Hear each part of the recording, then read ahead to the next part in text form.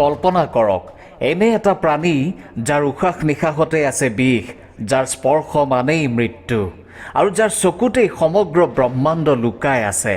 আৰু তাৰ পিছত কল্পনা কৰক সেই প্ৰাণীটোক যাক স্বয়ং মহাদেৱে নিজৰ ডিঙিত ধাৰণ কৰিছে। কিন্তু কিয়? কাৰণ তেওঁ কোনো সাধাৰণ নাছিল, তেওঁ কোনো সাধাৰণ সৰ্প নাছিল, তেওঁ আছিল বাসুকী, সমস্ত নাগ জাতিৰ ৰজা, সেই সৰ্প যিয়ে এবাৰ নিজৰ সমগ্ৰ দেহটো ৰছীৰ দৰে আগবঢ়াই দিছিল যাতে দেৱতা আৰু অসুৰে একেলগে মিলি এই সৃষ্টি ৰক্ষা কৰিব পাৰে। সেই ৰজা যিয়ে অসহনীয় বেদনাৰ মাজতো একো শব্দ নকৰিলে, মুখ নেমেলিলে। সেই ভক্ত যাৰ বিষয়ে স্বয়ং ভগৱান শ্ৰীকৃষ্ণই গীতাত কৈছে, সৰ্পৰ মাজত মই বাসুকী। কিন্তু প্ৰিয় দৰ্শক, বাসুকীৰ কাহিনী কেৱল সমুদ্ৰ মন্থনতে শেষ নহয়। তেওঁৰ কাহিনীত আছে এনে এক কঠোৰ তপস্যা যিয়ে শিৱকো গলিবলৈ বাধ্য কৰিছিল, এটা অভিশাপ যিয়ে সম্পূৰ্ণ নাগ জাতিটোক ভাঙি পেলাইছিল, আৰু এটা এনে ত্যাগ যাক তিনিও লোকেই যুগে যুগে স্মৰণ কৰি আহিছে। তেন্তে বাসুকী কেৱল এক সৰ্পহে আছিলনে? তেওঁ আছিল এটা দৰ্শন, এটা জীৱনৰ গভীৰ সত্য। আজিৰ এই ভিডিঅ'ত আপুনি জানিব বাসুকীৰ সেই কাহিনী যিবোৰ গ্ৰন্থৰ পাতত আজিও লুকাই আছে, সেই সত্যবোৰ যিবোৰ আপোনাৰ নিজৰ জীৱনৰ সৈতে চিধা চিধি জড়িত, পোনে পোনে জড়িত। সেয়েহে ভিডিঅ'টো শেষলৈকে চাব, কাৰণ আজিৰ ভিডিঅ'টোৰ জৰিয়তে আপুনি জানিব পাৰিব এগৰাকী মহান ৰজাৰ জীৱন গাথা, যিয়ে নিজৰ জীৱনটো শেষ কৰি সম্পূৰ্ণ ব্ৰহ্মাণ্ডক ৰক্ষা কৰিছিল। প্ৰথমে জানো আহক যে বাসুকী কোন আছিল। আমাৰ পুৰাণত, বিশেষকৈ মহাভাৰত, বিষ্ণু পুৰাণ, শিৱ পুৰাণ আৰু ভগৱত পুৰাণত বাসুকীৰ বিষয়ে অতি আদৰ আৰু শ্ৰদ্ধাৰে উল্লেখ কৰা হৈছে। বাসুকী মহৰ্ষি কাশ্যপ আৰু তেওঁৰ পত্নী কুদ্ৰু মাতাৰ পুত্ৰ আছিল। কুদ্ৰুক সৰ্পৰ মাতৃ বুলি কোৱা হয়। তেওঁৰ গৰ্ভৰ পৰা হাজাৰ হাজাৰ নাগৰ জন্ম হৈছিল, যেনে শেষনাগ, বাসুকী, তক্ষক, কৰ্কটক, পদ্ম আৰু বহুতো। কিন্তু এই সকলোৰ মাজত বাসুকী আছিল পৃথক। প্ৰিয় দৰ্শক, আপোনালোকে নিশ্চয় শেষনাগৰ নাম শুনিছে। শেষনাগ যি ভগৱান বিষ্ণুৰ শয্যা শুৱনি কৰে, যাৰ ফণৰ ওপৰত সমগ্ৰ পৃথিৱী স্থিৰ হৈ থকা বুলি কোৱা হয়। শেষনাগ আছিল জ্যেষ্ঠ, সকলোতকৈ ডাঙৰ। কিন্তু বাসুকী আছিল নাগৰাজ, নাগলোকৰ ৰজা। তেওঁ যি কাম কৰিছিল সেয়া না শেষনাগে কৰিছিল না আন কোনোবাই। যদি শেষনাগ শক্তি আৰু ধৈৰ্যৰ প্ৰতীক, তেন্তে বাসুকী ত্যাগ আৰু ভক্তিৰ প্ৰতীক। শেষনাগ বিষ্ণুৰ সেৱাত ব্ৰতী আৰু বাসুকী শিৱৰ ডিঙিৰ অলংকাৰ। দুয়ো মহান, কিন্তু দুয়োৰে পথ বেলেগ বেলেগ, দুয়োৰে কাহিনীও বেলেগ। বাসুকীৰ বিষয়ে গ্ৰন্থসমূহত কোৱা হৈছে যে তেওঁৰ ওচৰত এটা আশ্চৰ্যকৰ নাগমণি আছিল, যি তেওঁৰ মূৰত সদায় জ্বলি থাকে। এই মণিৰ পোহৰ ইমানেই তেজস্বী যে আন্ধাৰতো সমগ্ৰ নাগলোক জলমল কৰি উঠিছিল। তেওঁক ৯ ফণা বুলি কোৱা হয়। প্ৰতিটো ফণা এটা দিশ, এটা শক্তিৰ প্ৰতীক। তেওঁৰ চকুত এক অদ্ভুত সন্মোহন আছিল। কোনোৱে যদি তেওঁৰ চকুলৈ চাই নিজৰ ভুলবোৰ নিজেই মনত পৰে। তেওঁ ন্যায়ৰ ৰজা আছিল, না দুৰ্বলৰ ওপৰত অত্যাচাৰ কৰিছিল, না শক্তিশালীৰ বাবে ভয় খাইছিল। কিন্তু তেওঁৰ আটাইতকৈ ডাঙৰ পৰিচয় আছিল তেওঁৰ ভক্তি। বাসুকী হ'ল নাগলোকৰ ৰজা। নাগলোক মানে পাতাল লোকৰ সেই অংশ য'ত সৰ্পসকলৰ সাম্ৰাজ্য আছিল, য'ত ৰত্ন মাণিকেৰে ভৰা ৰাজপ্ৰসাদ আছিল, য'ত নাগকন্যাসকলে নৃত্য কৰিছিল, য'ত জ্ঞানৰ নদী বৈছিল, আৰু য'ত বাসুকীয়ে ন্যায় আৰু প্ৰেমেৰে শাসন কৰিছিল। তেওঁৰ দৰবাৰত কোনো ভেদাভেদ নাছিল। সৰু নাগ হওক বা ডাঙৰ, সকলোকে সমান ন্যায় প্ৰদান কৰিছিল। এইটোৱেই তেওঁৰ মহানতা আছিল, এইটোৱেই তেওঁৰ ধৰ্ম আছিল। কিন্তু প্ৰিয় দৰ্শক, বাসুকীৰ আচল কাহিনী আৰম্ভ হয় সেই তপস্যাৰ পৰা, যি তেওঁ ভগৱান শিৱৰ বাবে কৰিছিল। বহু পুৰণি কথা, যেতিয়া নাগলোক নতুনকৈ গঢ় লৈ উঠিছিল, যেতিয়া বাসুকী যুৱ হৈ আছিল। বাসুকীয়ে শিৱৰ বিষয়ে শুনিছিল, সেই মহাদেৱৰ বিষয়ে, যি তিনিও লোকৰ স্বামী, যিয়ে ভস্ম লেপন কৰে, যি শ্মশানত বাস কৰে, যিয়ে মৃত্যুকো ভয় নকৰে। আৰু বাসুকীৰ মনত এটা ইচ্ছা জাগি উঠিল, মই মহাদেৱৰ এই ধ্যান কৰিম, মই তেওঁৰ এই সেৱাত ব্ৰতী হ'ম, মই তেওঁৰ কাৰণে সকলো উজাৰি দিম। বাসুকীয়ে তপস্যা আৰম্ভ কৰিলে, কঠোৰ, বহুত কঠোৰ। বাসুকী হিমালয়ৰ গুহাত প্ৰৱেশ কৰি তপস্যাত বহিল। তেওঁ আহাৰ ত্যাগ কৰিলে, পানী ত্যাগ কৰিলে। দিন পাৰ হ'ল, মাহ পাৰ হ'ল, বছৰ পাৰ হ'ল। কত ধুমুহা আহিল, বৰফ পৰিল, মাটি কঁপি উঠিল, কিন্তু বাসুকী স্থিৰ হৈ থাকিল। তেওঁৰ চাৰিওফালে আৱৰি থকা জংঘল জ্বলি উঠিল, তথাপি তেওঁ স্থিৰ হৈ থাকিল। মুখত কেৱল এটাই নাম, শিৱ, শিৱ, শিৱ। আৰু তাৰ পিছত এদিন সেই মুহূৰ্ত আহিল, ধৰা কঁপি উঠিল, আকাশ গৰজি উঠিল, আৰু বাসুকীৰ আগত উপস্থিত হ'ল ভগৱান শিৱ। জটাত গংগা, মূৰত চন্দ্ৰ, গলত ৰুদ্ৰাক্ষ, চকুত এক অদ্ভুত শান্তি। ভগৱান শিৱই বাসুকীক চাই হাঁহি ক'লে, বাসুকী, তোমাৰ ভক্তিয়ে মোক ইয়ালৈ টানি আনিলে। কোৱা, তুমি কি বিচাৰিছা? বাসুকীয়ে চকু মেলি ভগৱান শিৱক চাই ক'লে, প্ৰভু, মোক একো নালাগে, কেৱল এয়াই যে মই সদায় আপোনাৰ ওচৰত থাকোঁ, আপোনাৰ সেৱাত। ভগৱান শিৱে এক মুহূৰ্তৰ বাবে নীৰৱ হৈ ৰ'ল। তাৰ পিছত ক'লে, তথাস্তু, আজিৰ পৰা তুমি মোৰ গলৰ আভূষণ হৈ জিলিকি থাকিবা। প্ৰিয় দৰ্শক, এবাৰ ভাবি চাওকচোন, যি তিনিও লোকৰ গৰাকী, যাৰ ওচৰত দিবৰ বাবে সকলো আছিল, ধন, শক্তি, অমৰত্ব, কিন্তু বাসুকীয়ে কি বিচাৰিলে? মাত্ৰ সেৱাৰ অধিকাৰ। এয়াই হৈছে প্ৰকৃত ভক্তি, যি বিচৰা নাযায়, যাক দিয়া হয়। আৰু ভগৱান শিৱইও এই কথা বুজিলে। সেয়েহে তেওঁ বাসুকীক এনে এক স্থান দিলে, যি স্থান ভগৱান শিৱই কোনো দেৱ দেৱতাক দিয়া নাছিল, নিজৰ গলতেই। আজিও যেতিয়া আপুনি ভগৱান শিৱৰ ছবি প্ৰত্যক্ষ কৰে, তেওঁৰ গলত জিলিকি থকা নাগ, সেয়া বাসুকী, আজিও প্ৰতিটো মুহূৰ্তত। কিন্তু প্ৰিয় দৰ্শক, বাসুকীৰ কাহিনী ইয়াতে শেষ নহয়। বাসুকীৰ জীৱনত আহিবলগীয়া আছিল সেই দিনটো, যি আছিল বাসুকীৰ আচল পৰীক্ষা। সেই দিন যেতিয়া তেওঁৰ জীৱনটো এক পৰীক্ষালৈ পৰিণত হৈছিল, যেতিয়া তেওঁ এনে এটা কামৰ বাবে সন্মতি দিবলগীয়া হৈছিল, যাৰ বেদনা হয়তো মৃত্যুতকৈও ডাঙৰ আছিল। এয়া ত্ৰেতা যুগৰ কথা। দেৱতা আৰু অসুৰৰ মাজত সদায় যুদ্ধ চলি আছিল। কেতিয়াবা দেৱতা জয়ী হৈছিল, অসুৰ হাৰিছিল, আৰু কেতিয়াবা অসুৰ জয়ী হৈছিল, দেৱতা হাৰিছিল। এবাৰ দেৱতাসকলক ঋষি দুৰ্বাসাই অভিশাপ দিছিল যে তেওঁলোকৰ দিব্য শক্তি ক্ষীণ হৈ পৰিব, আৰু সেই অভিশাপ ফলিয়ালে। দেৱতাসকলৰ ৰজা ইন্দ্ৰই নিজৰ ৰাজ্য হেৰুৱালে। ইন্দ্ৰৰ ৰাজসভা অসুৰসকলে দখল কৰিলে। দেৱতাসকলে উপায় নাপাই ভগৱান বিষ্ণুৰ ওচৰত উপস্থিত হ'ল, সকলো কথা বিৱৰি ক'লে। তেতিয়া ভগৱান বিষ্ণুৱে ক'লে, চিন্তা নকৰিবা, ক্ষীৰ সাগৰ মন্থন কৰা, তাৰ পৰা অমৃত ওলাব। সেই অমৃত পান কৰিলে তোমালোকে অমৰত্ব পাবা, তেতিয়া কোনো অসুৰে তোমালোকক হৰুৱাব নোৱাৰিব। কিন্তু সমুদ্ৰ মন্থন কৰা সহজ নাছিল। মন্থনৰ বাবে মন্দাৰাচল পৰ্বতক মথনি বনাবলগীয়া হৈছিল, আৰু মথনি ঘূৰাবলৈ এডাল ৰছীৰ প্ৰয়োজন আছিল। কোনো সাধাৰণ ৰছী নহয়, এনে এডাল ৰছী যিয়ে সম্পূৰ্ণ মন্দৰাচল পৰ্বতক ধৰি ৰাখিব পাৰে, যাৰ মাজত ইমান শক্তি থাকিব লাগিব যে দেৱতা আৰু অসুৰে একেলগে টানিলেও নিচিঙে। অসুৰ দেৱতা সকলো চিন্তাত পৰিল, ক'ত পাম এনে ৰছী? তেতিয়া ব্ৰহ্মাই ক'লে, এই কামৰ বাবে কেৱল এডাল ৰছীহে কামত আহিব। দেৱতাসকল উৎফুল্লিত হৈ উঠিল। সেয়া কি প্ৰভু? তেতিয়া ব্ৰহ্মাই ক'লে, বাসুকী। এই কথা শুনি সম্পূৰ্ণ ব্ৰহ্মাণ্ডত এটা মুহূৰ্তৰ বাবে নিস্তব্ধতা বিয়পি পৰিল। দেৱতা আৰু অসুৰে একেলগে নাগলোকলৈ গ'ল। তেতিয়া বাসুকী নিজৰ সিংহাসনত বহি আছিল। দেৱতাসকলে হাতযোৰ কৰিলে, অসুৰসকলে শিৰণত কৰিলে। তেওঁলোকে ক'লে, হে নাগৰাজ, আমাক আপোনাৰ প্ৰয়োজন আছে, সমুদ্ৰ মন্থনৰ বাবে, সৃষ্টিৰ ৰক্ষাৰ বাবে। বাসুকীয়ে বুজি পালে প্ৰকৃততে কি বিচৰা হৈছে। তেওঁ জানিছিল এই কামত কি হ'ব। পৰ্বতৰ ভাৰ তেওঁৰ পিঠিত থাকিব, দুয়োফালৰ পৰা টান থাকিব, তেওঁৰ দেহ ভাঙিব, আঘাত লাগিব, তেওঁৰ বিষ বাহিৰ ওলাব, যন্ত্ৰণাত ছটফটাব লাগিব। এক মুহূৰ্তৰ বাবে বাসুকী নীৰৱে থাকিল। তাৰ পিছত ক'লে, মই প্ৰস্তুত। সময়মতে মন্থন আৰম্ভ হ'ল। মন্দৰাচল পৰ্বত সমুদ্ৰৰ মাজত স্থাপন কৰা হ'ল। বাসুকীয়ে তাৰ চাৰিওফালে নিজৰ দেহটোৰে মেৰিয়াই ধৰিলে। দেৱতাসকল এফালে থিয় হ'ল, অসুৰসকল আনফালে, আৰু টনাটনি আৰম্ভ হ'ল। মন্দৰাচল পৰ্বত ঘূৰিবলৈ ধৰিলে, সমুদ্ৰ কঁপি উঠিল, কিন্তু একে সময়তে বাসুকীৰ দুখ আৰম্ভ হ'ল। পৰ্বতৰ ভাৰ তেওঁৰ বুকুত আছিল, দুয়োফালৰ পৰা টনা আজোৰা, তেওঁৰ দেহ ঠায়ে ঠায়ে ছিঙি গৈছিল, কিন্তু বাসুকীয়ে নীৰৱে সহি থাকিল। ভগৱান বিষ্ণুৱে এটা বুদ্ধি কৰিলে। তেওঁ দেৱতাসকলক ক'লে, বাসুকীৰ নেজৰ ফালে থিয় হোৱা। অসুৰসকলে মাত লগালে, আমি বাসুকীৰ শিৰৰ ফালে থাকিম, শিৰত শক্তি থাকে, আমি অধিক জোৰে টানিম। কিন্তু অসুৰসকলে নাজানিছিল যে ভগৱান বিষ্ণুৱে তেওঁলোকক জালত পেলাইছিল। লাহে লাহে মন্থন বেছি জোৰে হ'বলৈ ধৰিলে।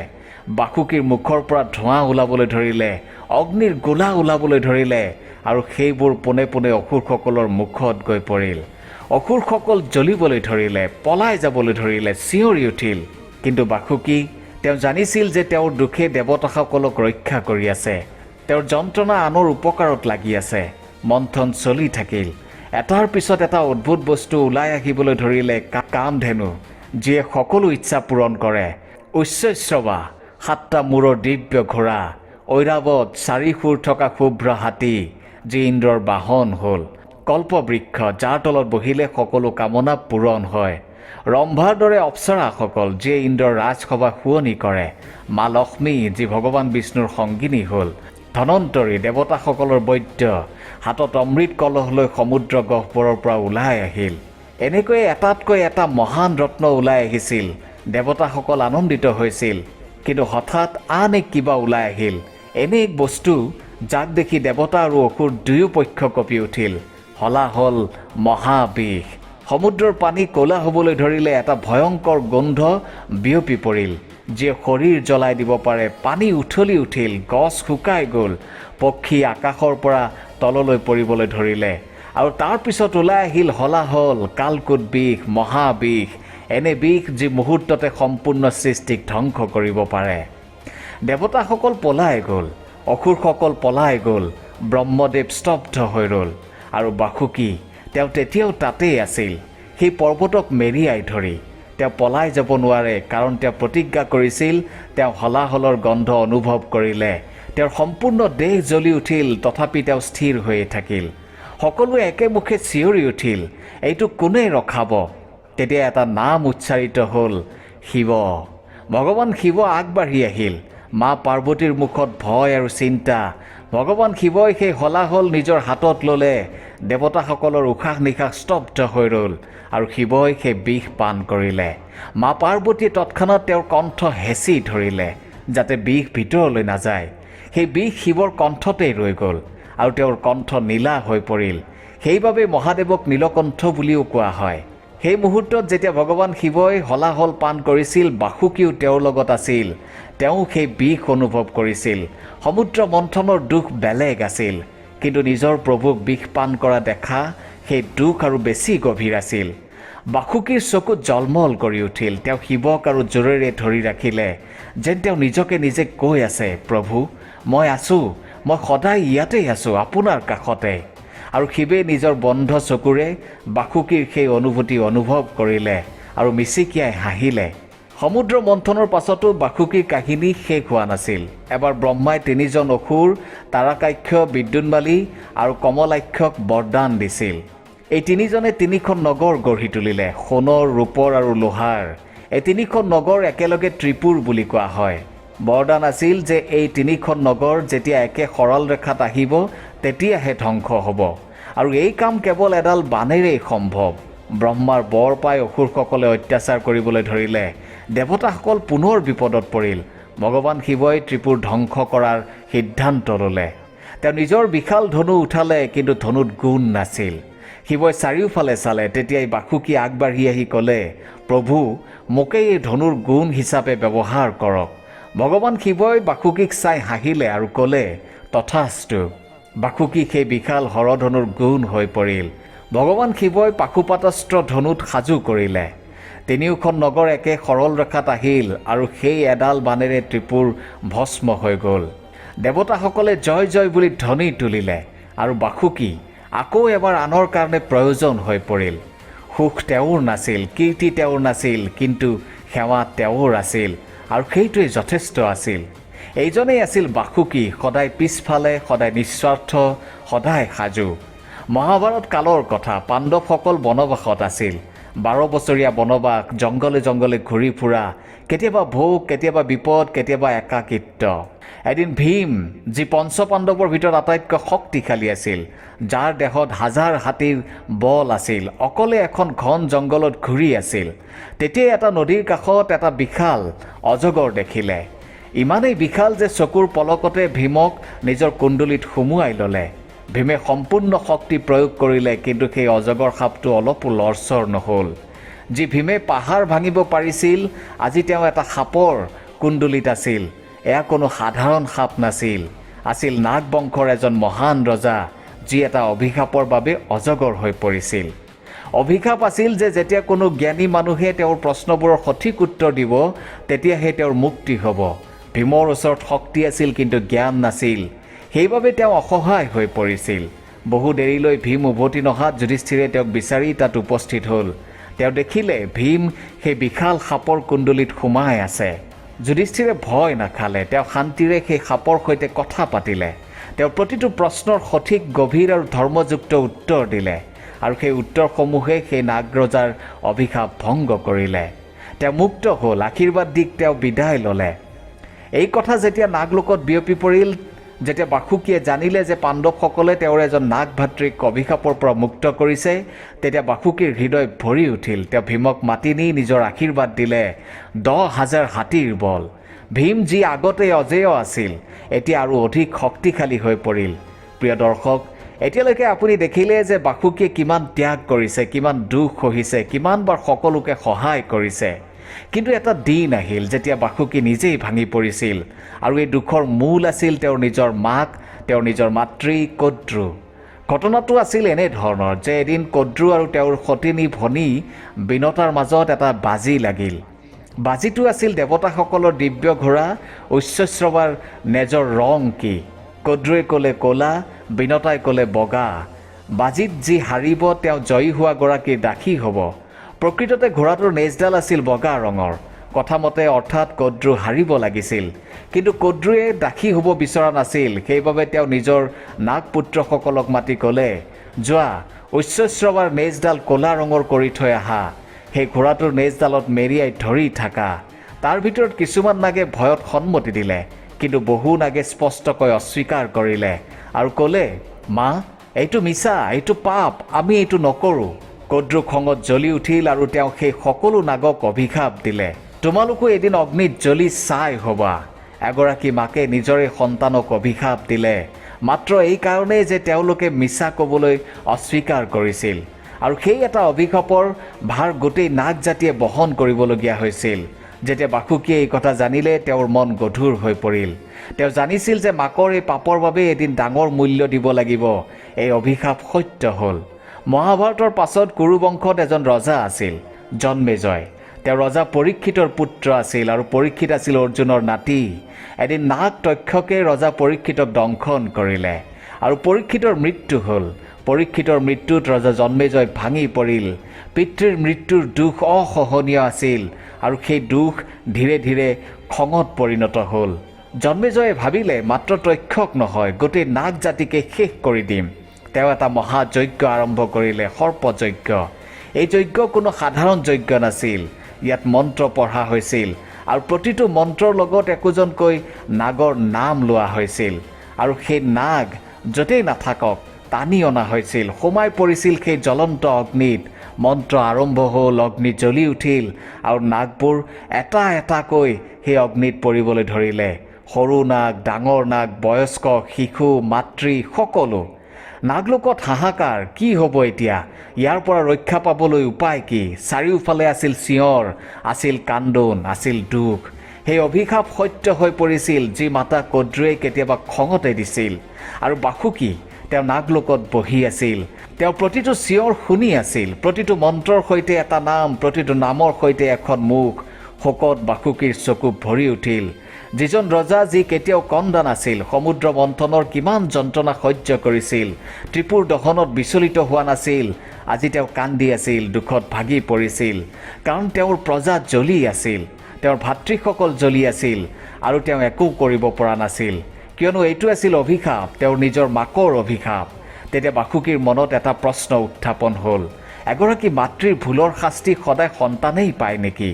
এটা মিছাই কি গোটেই বংশ ধ্বংস কৰিব পাৰে নেকি? বাসুকীয়ে চকু বন্ধ কৰিলে, ভগৱান শিৱক স্মৰণ কৰিলে। মনে মনে ক'লে, প্ৰভু, মোক পথ দেখুওৱা, মোক ৰাস্তা দেখুওৱা, মই কেনেকৈ এই বংশ ৰক্ষা কৰিব পাৰিম। বাসুকীৰ প্ৰাৰ্থনা কামত আহিল। বহু আগতেই যেতিয়া এই অভিশাপ দিয়া হৈছিল তেতিয়া ব্ৰহ্মাই বাসুকীক এটা উপায় দিছিল। তেওঁ কৈছিল, বাসুকী, তোমাৰ ভনী জাৰৎকাৰু অৰ্থাৎ মনসাৰ বিয়া ঋষি জাৰৎকাৰুৰ সৈতে হ'ব। তেওঁলোকৰ ঔৰসত এটা পুত্ৰ সন্তানে জন্ম লাভ কৰিব, আস্তিক, আৰু সেই আস্তিক এদিন এই সৰ্পযজ্ঞ বন্ধ কৰিব। নাগৰাজ বাসুকীৰ সেই কথা মনত পৰিল।